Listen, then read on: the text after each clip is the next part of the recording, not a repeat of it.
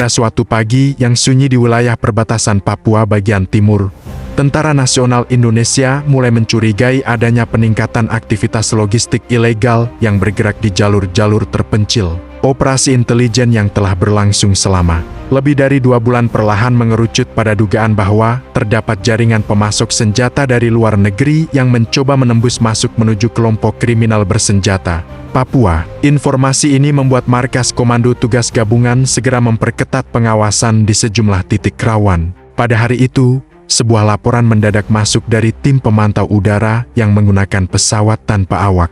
Mereka mendeteksi pergerakan 2 sosok asing di sebuah dermaga kecil di Teluk Sarmi. Gerak-gerik mereka tidak seperti wisatawan maupun pekerja lokal. Mereka membawa peti besar yang ditutupi terpal dan terlihat beberapa kali berkomunikasi dengan seseorang melalui perangkat satelit. Temuan ini membuat pasukan intelijen tempur Tentara Nasional Indonesia segera bergerak melakukan pengintaian jarak dekat. Selama pengamatan berlangsung, tim mendapati bahwa kedua orang tersebut menggunakan bahasa asing yang diidentifikasi sebagai bahasa Inggris dengan aksen khas Australia bagian utara. Mereka berulang kali menyebut kode barang yang identik dengan komponen senjata api. Percakapan itu direkam oleh alat penyadap jarak jauh dan dilaporkan langsung ke pusat komando untuk dianalisis. Lebih lanjut, selang beberapa jam kemudian, sebuah kapal kecil bersandar secara sembunyi-sembunyi. Dari kapal itu turun 2 orang yang diketahui merupakan perantara lokal yang selama ini diburu aparat keamanan karena dugaan keterlibatan dalam penyediaan jalur distribusi senjata kepada kelompok kriminal bersenjata Papua. Pertemuan antara kedua warga asing dan perantara lokal tersebut mempertegas bahwa transaksi besar sedang direncanakan. Pasukan khusus Tentara Nasional Indonesia kemudian memutuskan untuk menjalankan operasi penangkapan secara senyap.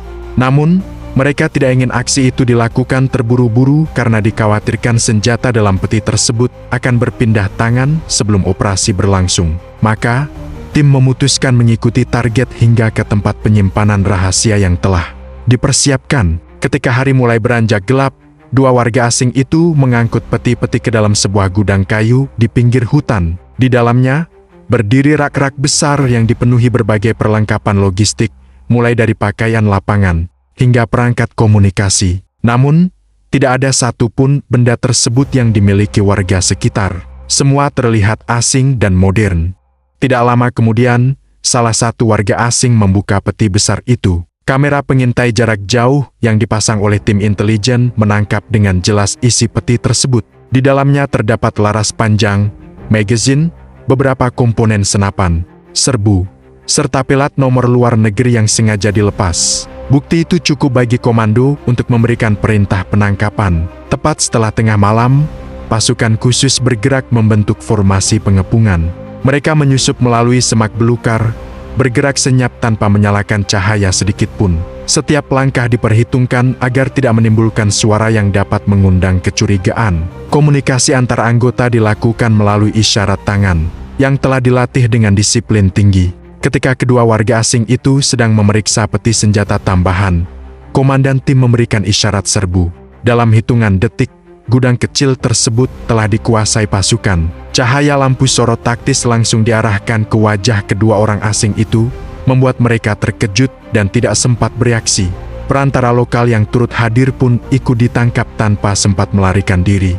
Kedua warga asing itu berusaha mengelak, mengaku bahwa mereka hanya teknisi kapal yang tersesat.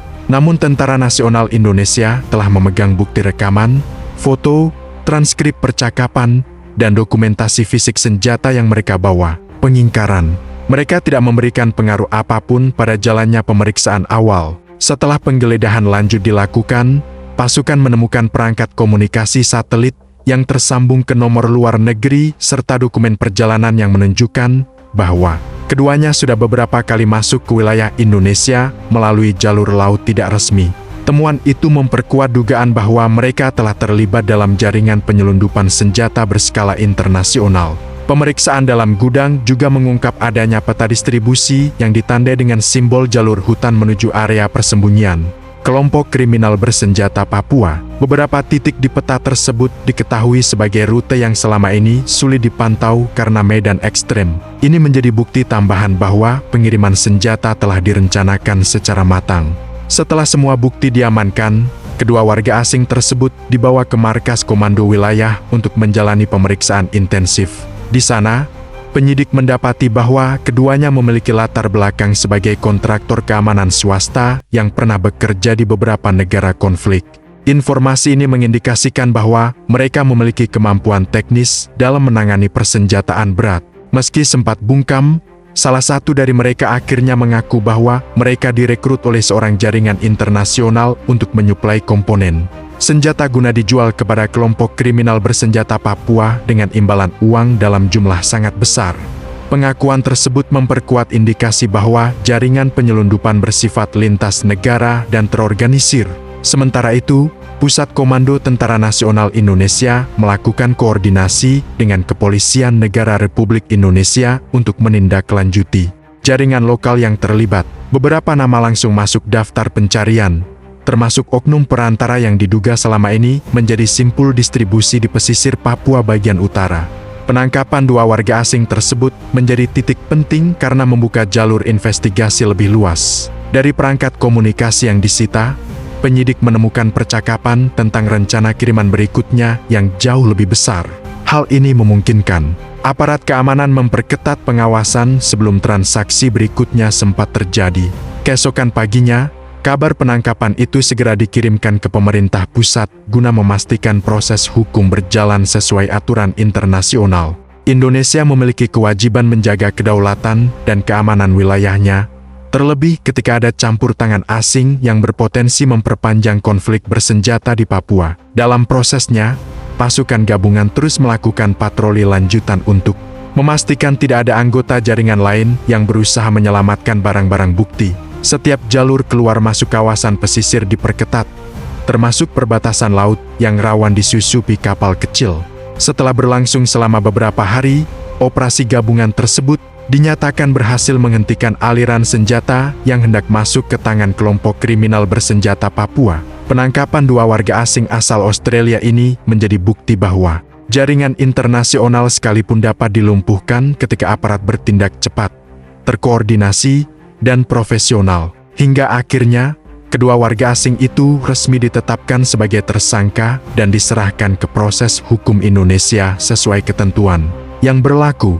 Penangkapan tersebut menjadi peringatan keras bahwa upaya mengusik keamanan dan kedaulatan negara akan selalu berakhir dengan kegagalan. Dengan demikian, operasi yang awalnya hanya berdasarkan kecurigaan kecil telah membawa dampak besar dalam menjaga stabilitas keamanan di tanah Papua. Semua itu menunjukkan bahwa ketika pengawasan dilakukan dengan disiplin tinggi, setiap ancaman dapat dihadang sebelum berkembang menjadi bahaya yang lebih besar.